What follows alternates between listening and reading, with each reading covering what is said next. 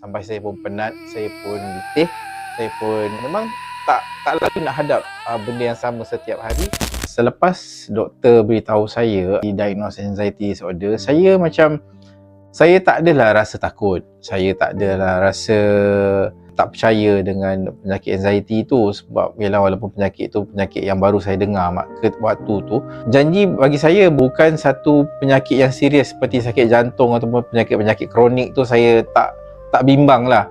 Cumanya saya macam masih lagi terfikir sejauh mana penyakit anxiety tu akan bawa kita, sejauh mana dia akan drag kita, sejauh mana dia akan mengganggu kehidupan kita, sejauh mana dia akan mempengaruhi faktor-faktor kehidupan, faktor pemakanan, faktor pergaulan kita, sejauh mana dia akan membantutkan perhubungan kita dengan pekerjaan kita dengan dunia luar. Jadi itu yang saya fikir segala kemungkinan, segala consequences, apakah yang akan terjadi, apakah paling-paling pun apakah yang akan terjadi. Mungkin paras jantung berdegup laju hingga mengakibatkan serangan jantung.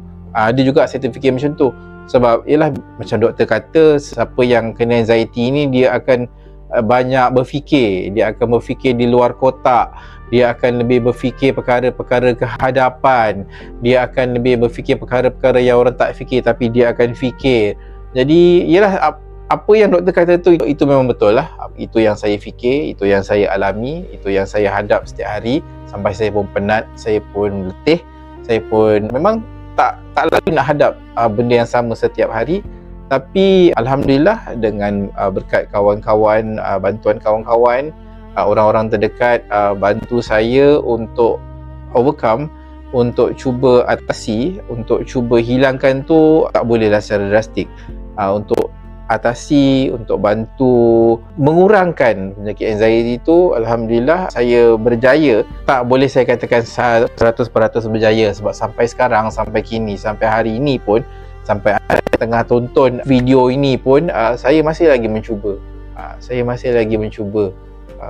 Dia betul lah apa doktor kata, kadang-kadang orang yang mengidap anxiety ni dia akan mungkin tempoh untuk dia pulih 10 tahun, 5 tahun, 6 tahun macam tu, 6 tahun, 5 tahun, 10 tahun macam tu, kita tak tahu, insya-Allah. Tapi nanti saya akan sharekan, saya akan kongsikan dekat tuan-tuan, kat kawan-kawan semua, beberapa tips yang saya buat yang mana boleh membantu kita mengurangkan fikiran-fikiran yang tak perlu kita fikir tu, mengurangkan juga anxiety tu.